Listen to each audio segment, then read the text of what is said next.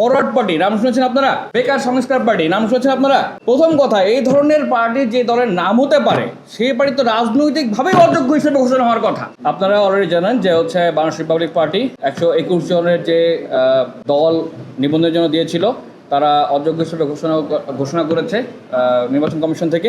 তো তারই প্রেক্ষিতে আমরা আজকে এসেছিলাম জবাবদিহিতা চাওয়ার জন্য বা আমার জানার জন্য যে আমরা কোন কোন কারণে কী প্রেক্ষিতে আমাদের কোন ক্রাইটেরিয়ার প্রেক্ষিতে আমাদেরকে অযোগ্য হিসেবে ঘোষণা করা হয়েছে তা জানার জন্য। ইতিমধ্যে আমরা ইলেকশন কমিশনের সাথে আমরা দেখা করি এবং কথা বলি।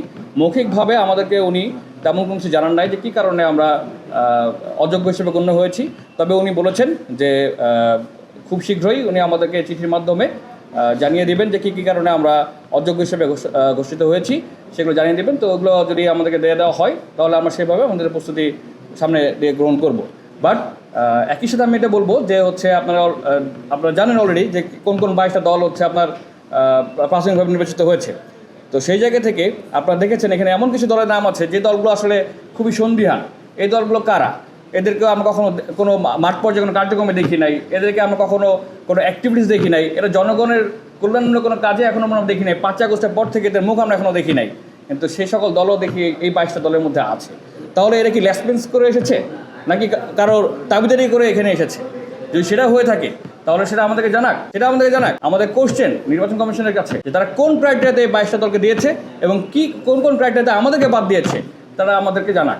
এটা আমার দলের পক্ষ থেকে আমার জানার আগ্রহ আমি প্রকাশ করছি। ফরওয়ার্ড পার্টি নাম শুনেছেন আপনারা? বেকার সংস্কার পার্টি নাম শুনেছেন আপনারা? প্রথম কথা, এই ধরনের পার্টি যে দলের নাম হতে পারে সেই পার্টি তো রাজনৈতিকভাবে অযোগ্য হিসেবে ঘোষণা হওয়ার কথা। একটা রাজনৈতিক পার্টির নাম এমন কীভাবে হয় বেকার সংস্কার পার্টি? আপনার এদের কোনো কার্যক্রম কি আপনারা দেখেছেন? দেখেছেন আমরা বিভিন্ন জায়গায় আমরা মানববন্ধন করেছি। আমরা আপনাদের সাংবাদিকদের মৃত্যু যখন হত্যা করা হলো, তুহিন ভাইকে হত্যা করা হলো, তখন আমরা মানববন্ধন করেছি। আমরা মানববন্ধন করেছি যখন মিটফোর্ডে সোহাগ হত্যা হইলো, তখন আমরা মানববন্ধন করেছি। এছাড়া 5 আগস্টের পর থেকে 5 আগস্টের আগেও আমরা ছিলাম রাজপথে, 5 আগস্টের পরেও আমরা রাজপথে সবসময় ছিলাম। এনসিপির পরে যদি কোনো পার্টির আপনারা অ্যাক্টিভিস্ট দেখেন যারা জনকল্যাণের জন্য বা জনগণের জন্য কাজ করে যাচ্ছে, সেটা আমাদের পার্টি, সেটা বাংলাদেশ রিপাবলিক পার্টি।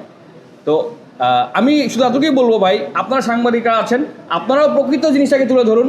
যাদের নিবন্ধন দেওয়া হয়েছে, এই 22টা দলের নিবন্ধন দেওয়া হয়েছে, আপনারা তাদের অফিসে খোঁজখবর নেন তো তাদের অফিস আসলে পান কিনা, তাদের আসলে কার্যক্রম পান কিনা, এই ব্যাপারে আপনি একটু খোঁজখবর নেন।